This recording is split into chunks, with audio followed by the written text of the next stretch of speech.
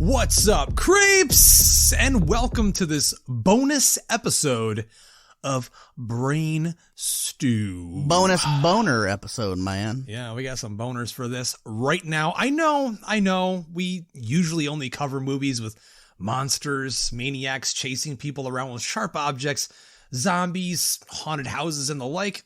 You get the point, but we could not pass up the opportunity to discuss the movie that everyone will be talking about this week. Matt Reeves' highly anticipated The Batman in this special Brain Stew spoiler-free mini-sode review.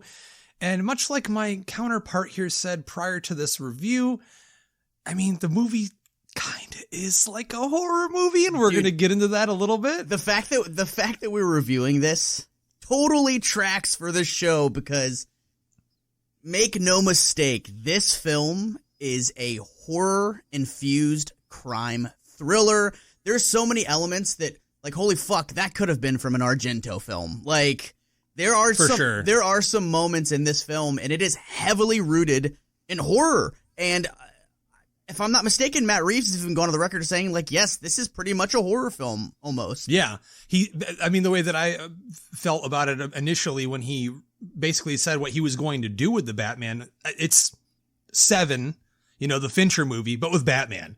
And it plays out exactly like that tonally and everything. But before we go any further, by the way, I'm Vengeance. That was pretty fucking good, man. I'm trying, man. I mean, that's one thing we'll talk about in this because it is spoiler free, ladies and gentlemen. We don't want to ruin the movie for you. This is just like an initial thoughts thing. But I am Justin. I'm Jeremy. Yeah, Jeremy. Be a little more excited. We're talking about the fucking Batman here. Hey, what are you thinking? Where are the legal drugs about here? We're talking about the Batman. Where are the illegal drugs coming from? Where are they coming from? Where is she? I don't know. God damn. Where is she?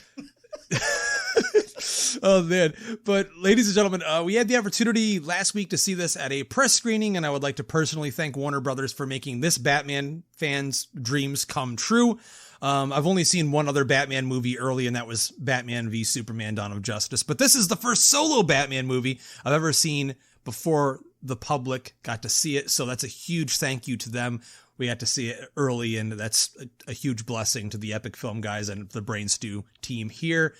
Be on the lookout on our social media. We're going to be posting probably today on the release of this episode a contest where we're going to be giving away some sweet The Batman swag courtesy of Warner Brothers. So be on the lookout. If you want some Batman shit, you know who to follow and who to get a hold of. But Jeremy, we're here to talk about this fucking movie, and it's everyone everywhere. It's all anyone's talking about right now on social media and the fan community. Throw it to me, man. Like, what were your expectations going into this thing? Well, before I jump into that, it's been kind of tough these past several days being someone that has seen this highly anticipated movie because people know that we've seen it. So, I mean, dude, I know your inbox has probably been like mine. People that are like, hey, tell me about it. Tell me about it. Tell me about it. Yeah, I counted, I think maybe 50 if you count Twitter, Instagram, and Facebook, and on the EFG Facebook as well. It's been nuts. Like, I mean, dude, everybody loves Batman, right? Like, people love Batman movies. He's an American institution, man. Absolutely. I mean, you can't go to any country or continent on the world and you could show them the bat symbol and they will know that everywhere. They will know what the fuck that is. But yeah, I mean, like, one thing that I did, divulge with somebody, they hit me up and they go, please tell me they don't linger on the origin story too long. And I was like, you are in for a treat because there is no origin story in this. Everybody knows Batman's origin. We've gotten it time and time again. So I'm very thankful that was not something that they felt like they had to include in this because Jesus Christ. I'm glad the movie starts at year 2 Batman and not year 1 Batman. Yeah, we've already gotten that. That was called Batman Begins. That's right. That's correct. And yeah, I mean, great opportunity to do something slightly fresh with a Batman movie, and also he's already established. I love that. I don't have to see him training or anything. No, thank God. That worked really well in Begins. I love Begins for that reason. Sure. Because that had never been done up until that point. But here we've already seen so many movies with that stuff included. So it's, again, a fresh view on what you could do. And the idea to make this way more of a noir crime mystery thriller. And bring out those detective skills that Batman we've seen peppered throughout the series. All of the different movies have different levels of it, but never like a straight fucking detective movie. Yeah. And that's what this shit is. Oh, absolutely. So, man, going into this, I always show up for Batman, dude. You know, there's some other superhero things that can come to theaters, and I'm like, I'll catch it when I catch Jeremy's it. like, Marvel can go fuck themselves. 100%, dude. I honestly, I think the only Marvel movie I've seen in theaters was the most recent Spider-Man movie. Like, and I mean Marvel Studios film, because I mean everybody saw the Sam Raimi films in theaters, but of course, but I think Spider-Man, the most recent one is is it Far From Home? No, what was the one? No Way Home. No Way Home. There you go. See, that shows you how much I don't give a fuck. Which you loved, right? I did love. I loved it too. I loved it too. But dude, I've always shown up for Batman. I will, like, for the rest of my life, show up to Batman. I thought that my first, and I told you this before the movie, I thought that my first theater experience ever was Batman 89, because I was born in 84, and my parents told me, they said from the moment that you could hold something, you were always drawn to Batman and Superman. They said it was insane. You were not even a year old, and everything Batman, Superman you wanted. So one of my first memories actually is playing with my Super Friends action figures. I had them too, man. Yeah, that's one those Toy Biz figures. Literally, my first memory is playing with those figures. But I always thought that Batman 89 was my first movie until recently. My dad squashed that. He was like, "No, that was You're wrong." Yeah. He said that was not your first movie in theaters. Your first movie in theaters was Superman 4: The Quest for Peace. A canon movie. A fucking canon, which explains... That's so amazing. Which explains why I love really shitty movies, because that was the first theater experience I had, was a canon film. Now we know Jeremy's origin story and why he likes shitty movies. That is because he saw a canon movie. That's brilliant, man. I love that so much. Oh, man, it was... yeah, so going to see the Batman with you in Maryland, I was excited and nervous, much like we go into a lot of these films that have such a long-lasting legacy, right? We're always nervous, like, oh, man, like, please be as good as this looks and as good as this has been promised to be. And people in the theater were all kind of excited, man. Like, everybody was sitting there talking, like, oh, I've been looking forward to this for a long time. There was a vibe, a definite vibe. Absolutely, absolutely. And, you know, this is, again, we're going to keep reiterating, a spoiler-free review. The very first scene is an attention getter. It lets you know that this Batman experience is going to be unlike any other Batman experience you've ever had. So I remember back in school when I took like a public speaking class, and they said, hey, you know, it's always best when you're giving a speech to do an attention getter, because that means that the audience is going to be drawn into whatever you have to say for the entirety of your speech. And that's exactly how this movie starts out. It lets you know, like, here is something brand new you've never gotten before. I've absolutely got your attention now. I know it, and I know that I'm going to be able to hold it for the entirety of the film. Yeah, it's so plotted. It's very jarring. And I remember reading an article not that long ago where, you know, Robert Pattinson said, he's like, you've never seen an opening of a Batman movie, let alone a comic book movie like this. And when he said that, I was like, what does he mean by that? And I couldn't have said it better. This movie, it lingers in the opening, and you're like, what the fuck am I watching? Yeah, it takes its And then time. you're like, you're immediately connected. Like, I need to know more about what this is. And you're, you know, in your brain, you're starting to try to figure out what it is. And then when it's revealed, you're like, oh man. And that opening scene really sets the tone perfectly. I'm going to say my expectations before I go any further, but obviously our longtime listeners know that Batman is, I mean, it's Batman and Michael Myers. Those are my two favorite things in the entire world. So Batman 89 is my favorite movie. I've divulged that information numerous times on the show, so I don't really need to do that. But going in, this was definitely my most anticipated movie of the last few years. I mean, it's Batman, and Matt Reeves being a director that I trust. I love Dawn of the Planet of the Apes. It's one of my favorite movies of all time, and I really liked what he did with the sequel as well. He's a brilliant filmmaker. He's a visionary in terms of, you know, what he does with his characters and how the look of the movie is. Everything, it's so immersive. And thinking of the idea of detective story for Batman in a noir sense is so exciting. It's something we've never seen. And so, I mean, obviously the trailers looked good. And to go out on record, because I don't know if I've said this, I've been behind Robert Pattinson's casting as Batman / Bruce Wayne since day fucking one. Same. And I'm glad. I'm very glad about that. And I'm going to go in a little deeper in terms of how I felt about that performance in a little bit. But yes, going in, super excited. I mean, what Batman fan isn't? Well, I can tell you. Listen, I loved Snyder's vision too, okay? I loved the Restore the Snyderverse thing, but fans are taking this shit way too far. I mean, the fact that fans are boycotting this because it's not a Zack Snyder movie and because it's not the Ben Affleck script, because Affleck's not in the movie, I was disappointed along there with you that all that stuff fell apart, but I was extremely excited to get a second chance at a new Batman movie. And I think we need to come together and rejoice in this shit. We have a brand new Batman movie. It's fresh. It's a little bit different than what we've seen before. And I'm going to say it right now.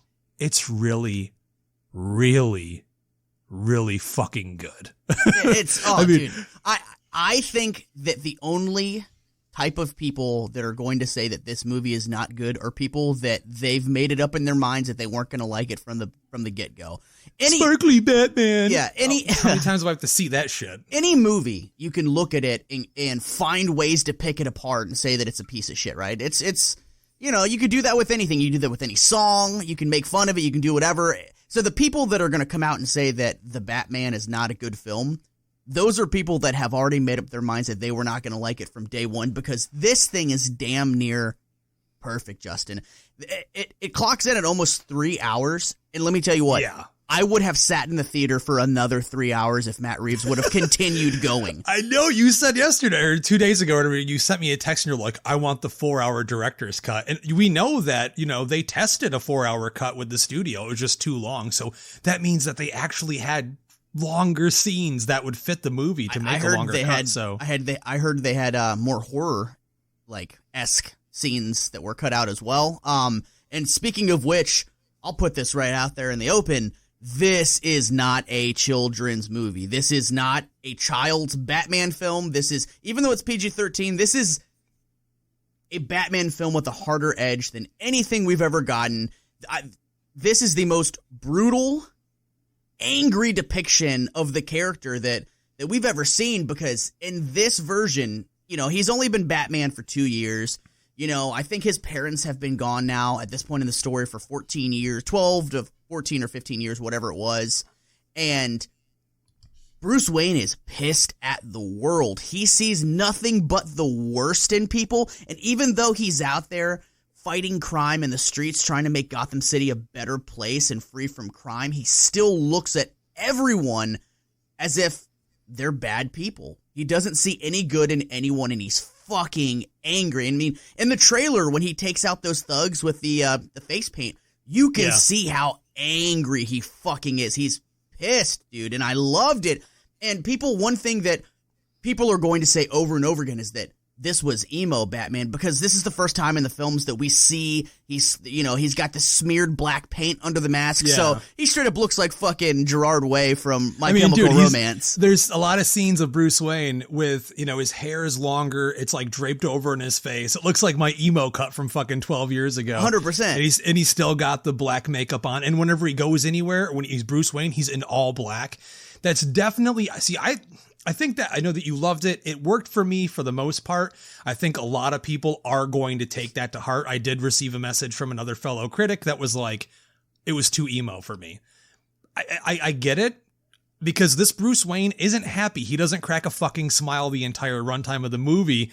This guy has just got deep problems. He looks depressed, and he's using Batman as his catalyst to try to change whatever he can possibly change. He knows it's an impossible dream to change Gotham, but even by the end of the movie, you know, which I don't want to spoil anything because we're not going to. There is a change in his character. So, ladies and gentlemen, if you're going into this movie, understand that things are set up thematically in order for the character to grow. There's great character depth and growth and development for Batman and Bruce Wayne in the movie.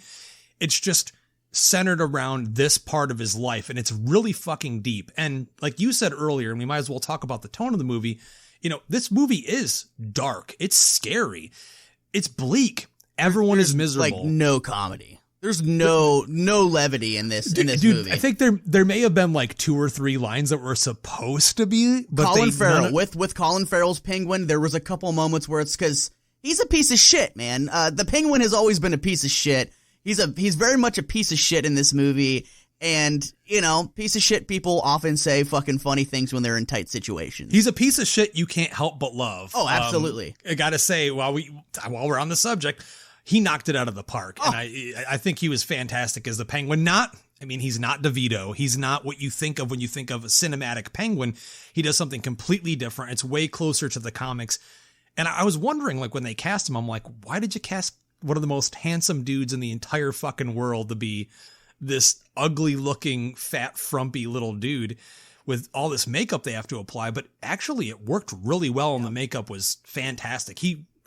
I felt like he was doing his best version of Joe Pesci mixed with Robert De Niro for Penguin, which is really good. Absolutely. And he's obviously very unrecognizable, but sometimes there's actors that are under prosthetics and shit, and you can still be like, oh, that's this person. Through the entire film, I never once looked at him and was like, oh shit, there's Colin Farrell. I just saw the Penguin, which let me know that he really, really knocked it out of the park. He was absolutely fantastic, and if we can switch gears from one villain to another, Paul Dano as the Riddler was terrifying. This is the first time. This is the first time I have ever seen a Batman film where I'm like, that guy is absolutely fucking terrifying. He's nuts too. He's absolutely insane. He's psychologically disturbed. Like, he's literally a crazy person. He's insane. He's out of his mind.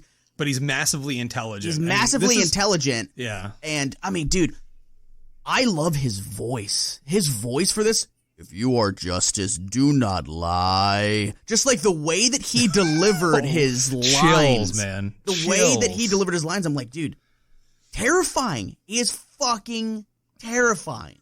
And I loved it. Yeah, I'm going to say it right now. He's definitely on par, on the level of Heath Ledger's Joker in terms of performance, presence, how he's going to go down in Batman movie history. He's going to be greatly appreciated. This is not your dad's Riddler, and this is definitely not, my childhood Riddler, Jim Carrey, or anything from the animated series or anything like you've ever seen before. This is a Zodiac killer-inspired serial killer. And this is the first time we've seen Batman tested like this in terms of intelligence ever, where Batman, he's struggling. He has a team of people helping him. He's got Jim Gordon here alongside Lieutenant Gordon, not commissioner yet. And he even uses Catwoman to his advantage. He's using everyone that he possibly can to try to figure out, how to fix whatever's going on here. I don't want to get into the actual plot of the movie, but people are getting killed in the movie. Riddler's behind it, and Batman's trying to figure it out. So that I'll make it as plain as day for you there, but couldn't agree more. I think choosing the Riddler and kind of reinterpreting him was a fantastic idea, and he's a villain that never really got the opportunity. Like I said, I love Jim Carrey's Riddler for Batman Forever. It fits in perfectly into that colorful comic book movie world.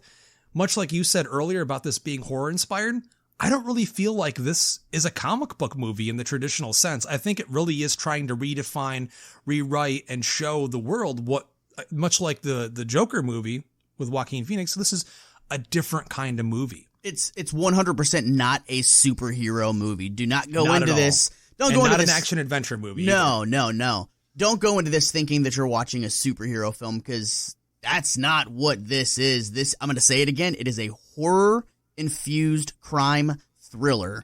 Take fucking Zodiac, take Seven, and replace the main detective, like the Brad Pitt character, with Batman. That's what this fucking movie is. Yeah, and Morgan Freeman is James Gordon. And absolutely. There it is. That's the movie. That's another thing that I loved about this movie, Justin, is that, of course, we've gotten Commissioner Gordon in Batman films and every Batman film, and we've gotten it to where, like, the Gary Oldman was very much partnered up with Batman in the films. But I feel like this one, they were really working hand in hand with each other. They both needed each other. And I feel like this is the first time in a Batman film that we got a Batman Commissioner Gordon team up where they were both equally as important to each other. There's so many scenes together of them, doing detective work, trying to figure out these riddles, which are one of the most interesting things about the movie.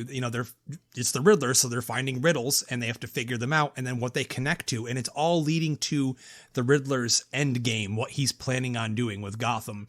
And the chemistry is fantastic. I do have to put a little bit of time here.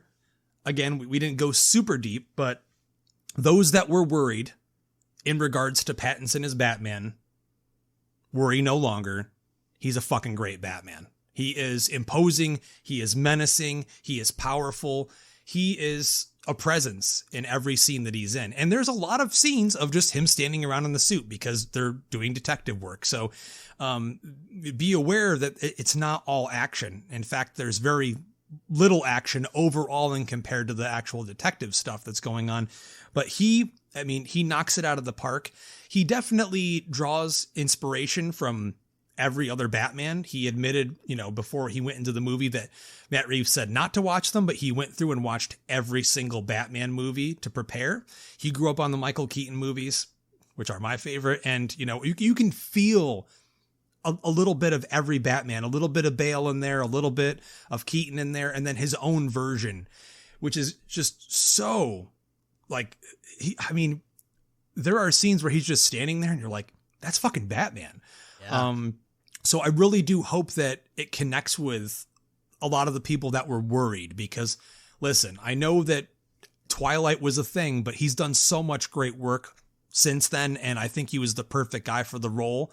His Bruce Wayne, however, I do have to say, and this is not going to get into spoiler area at all, but I had a hard time with the diversity between the two versions of the person, the two personas, if you will. His Bruce Wayne was so dark, and like you said earlier, a little bit emo on the edge, that when he switched, when the cowl came off, he seemed like he was still the same guy. And that may just be the writing in terms of them really wanting to show how much Batman has consumed him, that Bruce Wayne doesn't exist at this point. It's really only Batman. He doesn't want to be Bruce Wayne. There's lines of dialogue that say, like, I don't care what happens to me. That's perfect. And that's the perfect way to look at it because, again, we're in year 2. He's still fresh at this.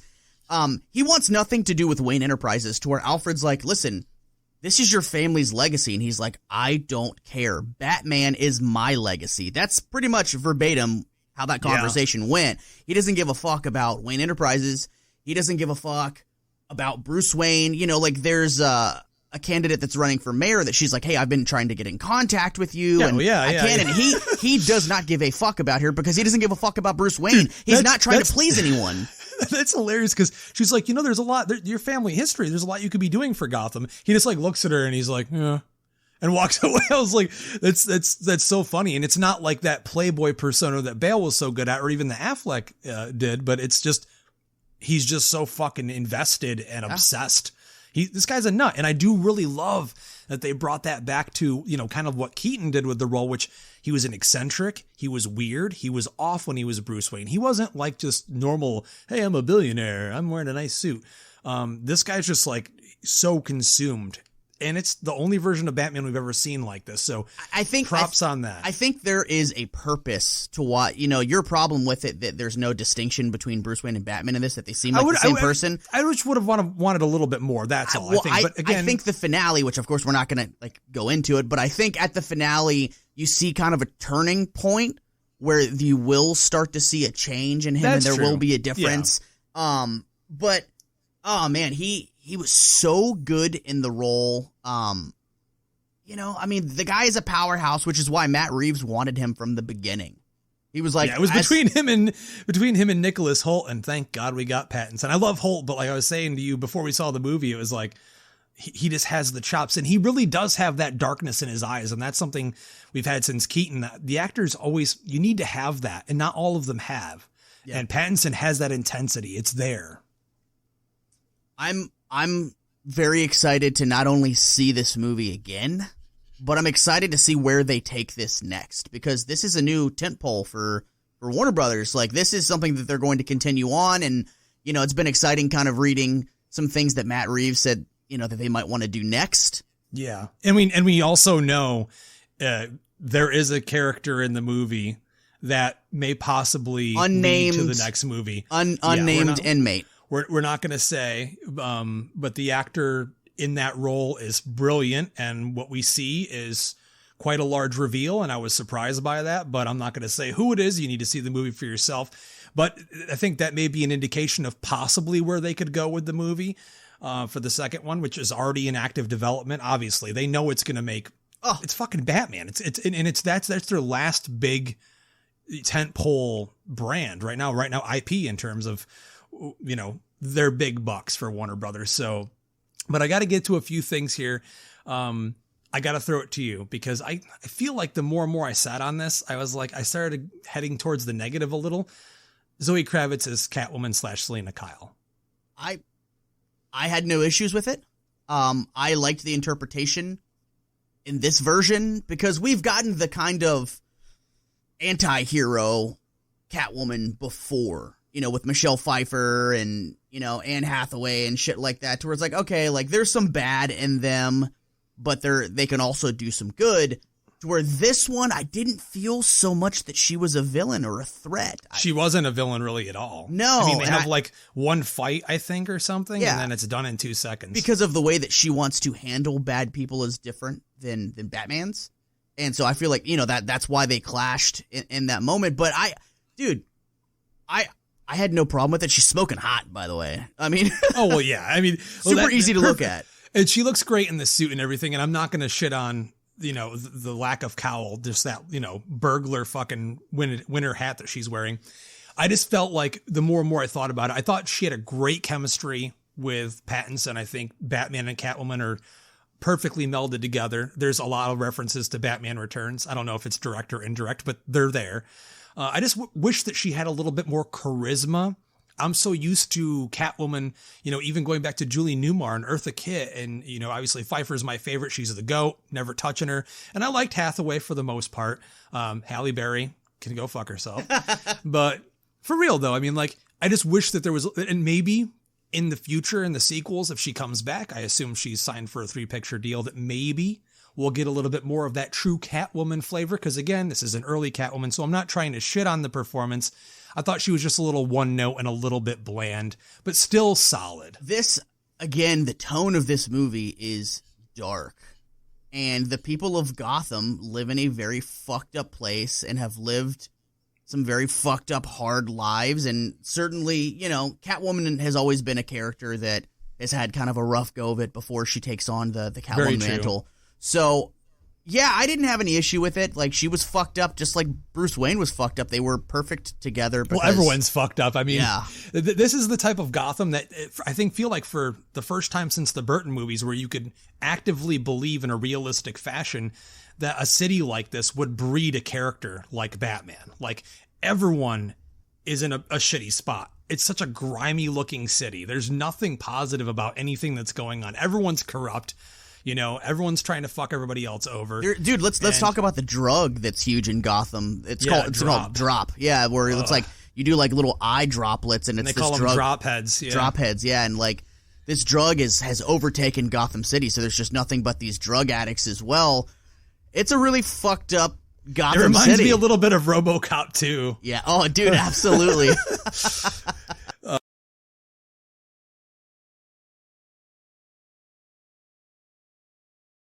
But yeah, rightly so, man. I mean, this is a shitty place. This is not a Gotham you want to visit. You don't want to live here. You're like, I want to watch this in a movie, but I would never want to actually walk down the street here because you're all about to get fucking murdered in this place. So it's kind of like how New York City is right now, except for way, way fucking worse, man. Way worse. And so as we're wrapping up this minisode, there are a few things we have to go over, obviously, before we come to our end conclusion.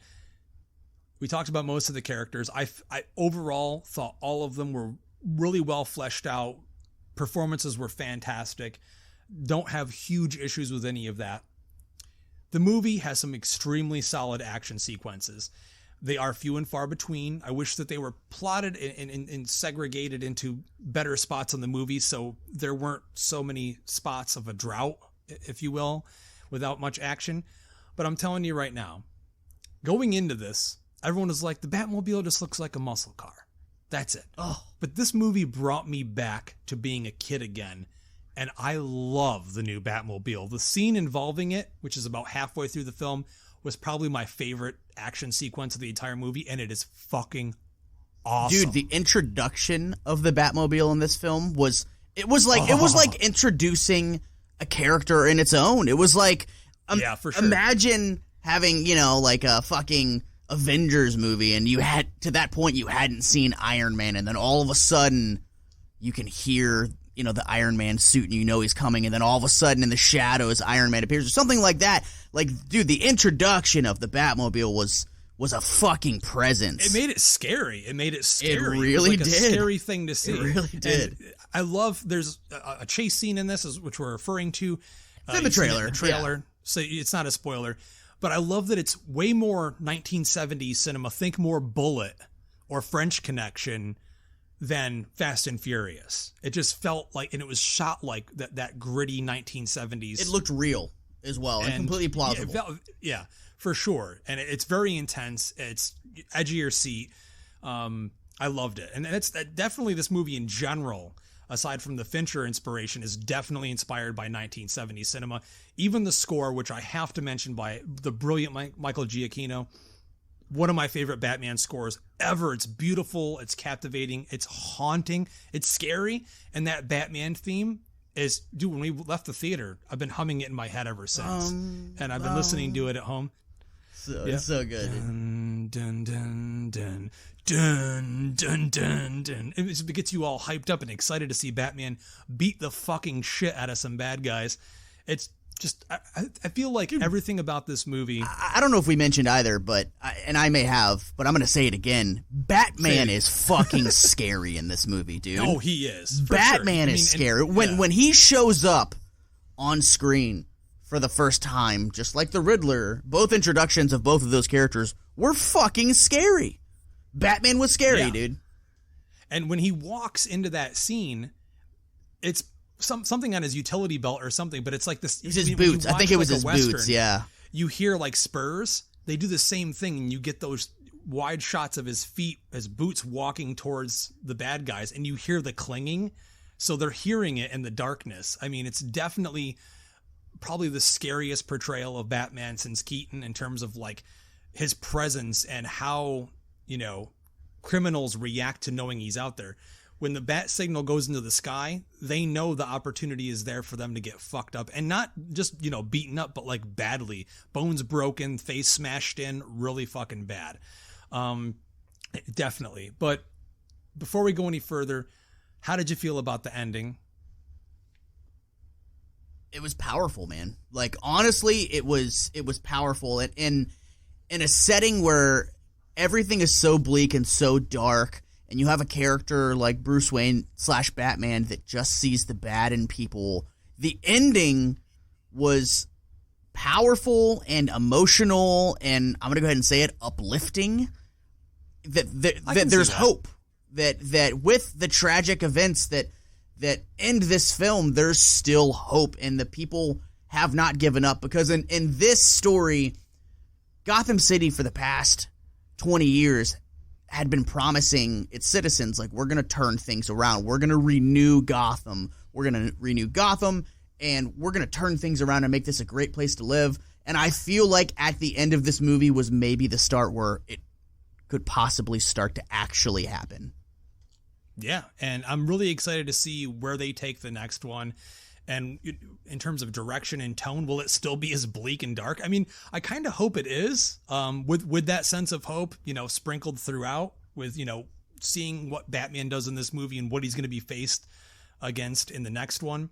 But a few other things before we finish up here. I'm kind of at a loss for words when I'm thinking about this, because there's so much to talk about, and I really am trying my hardest to not spoil anything, because we rarely ever do spoiler-free reviews. So I'm really wanting to find things to mention to you guys. But I think the action sequences that are there, great. The fight sequences with Batman are very well choreographed. So fans that are worried about that too, it's a really weird fighting style that he uses, where it's mostly used where he's grabbing weapons and beating the shit out of bad guys with their weapons. Very well done, very creative.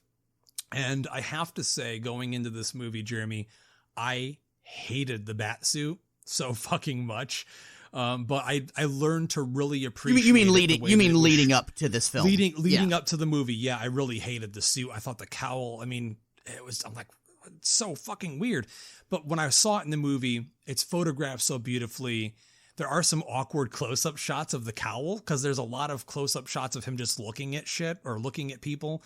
But overall, I thought the suit really functioned well in terms of the fight scenes, and it just looked good on screen. You could even see some imperfections in the mask, like some bubbling in the mold and things like that, which I think is great because, again, we're at the very beginning of Batman. Like, this is probably his second suit that he's worked through, and you know, there's gonna be imperfections in the beginning. It's not that polished, perfect-looking suit that we're used to. So I really dig some of the imperfections that I observed in those close-up shots. I think it worked. Yeah, I agree. I mean, like I said, going in, I was very worried, but yeah, whatever they did with it, that classic silhouette was there, and that's all that matters. So that's pretty much it for this spoiler-free thing. We just wanted to give you kind of initial thoughts and just a brief rundown of how we felt about the movie walking out. I know we were both on a huge high, man. Oh. So if you had to right now, obviously give it a trash it or treasure it. I know where you're going, but you might as well tell our listeners. Treasure it forever because I never in a million years thought that we would ever again get a Batman film that was as good as Christopher Nolan's The Dark Knight. And let me tell you, friends, let me tell you, creeps, tell them. The Batman is just as good as The Dark Knight. It is just as good. Could I say it's better? No, I couldn't, because The Dark Knight is fucking perfect, and this film is just as good. Yeah, I think that in terms of comparison, not that we need to, but just so you're aware the level of quality that's here, it takes note from what The Dark Knight was able to establish and builds upon it and does its own thing. The movie does have a little bit of Nolan influence in there in terms of the realism at hand and just the style. I mean, even Pattinson's Batman at times kind of mirrors Bale's a little bit. Don't get worried by that. But it seems to fit in well with this realistic take they wanted to go with, you know, less fantastical. And it really, really works. I mean, this is a work of art for real. And I hold it up there with Batman 89 and The Dark Knight for sure in terms of the level of quality and within the movie. And I can't wait to see it again. I know I'm seeing it. I already have tickets to see it on Tuesday at the IMAX fan event. And I have tickets. My dad is actually traveling down here from New York just to see it with me. Oh, yeah. And I have tickets to see it at Dolby Cinema as well. So I've got 2 more screenings. Good thing I fucking liked it a lot because I'm seeing it 2 more times. And it is a long movie. That's one thing to be aware of. Jeremy said it perfectly. It's not a kid's movie. So if your kid's interested in seeing it and they're like 7 or 8, you might want to wait till it comes out on VOD and Blu-ray because it's a long sit for a kid because there's a lot of stuff they're not going to pick up on and pay attention to, but it's your choice, of course. It's also scary as fuck and really mean-spirited and brutal, so think of that as well. But for me, it's a huge treasure. This is definitely one of the best Batman movies ever made, and I can't wait to see it again. I'm seeing it again Saturday, man. Oh, fuck yeah. I assumed you would. Yeah, I assumed you would. It's so good. Well, riddle me this before we go. Oh, sure. Let's get it. What does a liar do after he's dead? I already forgot what the fucking line was. He lies still. The riddles are fantastic. Yeah, they're great. That's one of the best scenes in the movie too. Sure, for sure. Man, I tried to I was so tired going into the movie. You know, I said I hadn't slept in days because I was so excited. The night before, I literally laid in bed thinking about Batman. That's how excited I was for this. And I know so many of you are just as excited listening to this, waiting to see the movie tomorrow on Tuesday for the IMAX fan event, which is sold out all around the country. Good. So I hope you enjoy. Keep your eyes peeled for that Batman contest giveaway that we're going to be doing. And Jeremy, if they liked what they're hearing, where can they find us? Yeah, so if you go behind the Arby's on Route 1 and you ask my friend Tony about the Brain Crew, they'll tell you, you know, if you go inside the Wawa down the street, there's a sticker with the website on it, and you can follow them from there. That's pretty much where the fuck else would they find us? We're all over the place on social media at Epic Film Guys, Instagram, Twitter, Facebook. Y'all know where to hear us. We're on every single podcast platform there is. And like I said, if you like what you're hearing, head over to iTunes, leave us a 5-star review. Or if you like Spotify, we're on there too. It's even easier. All you have to do is just give us a star rating. That's it. Done. But we love you so much. Thanks so much for listening. And we can't wait for you guys to see The Batman. I am going to be doing a very special full-length spoiler-filled review next week.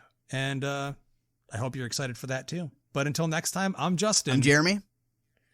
And as always, we like to ask you to keep it creepy.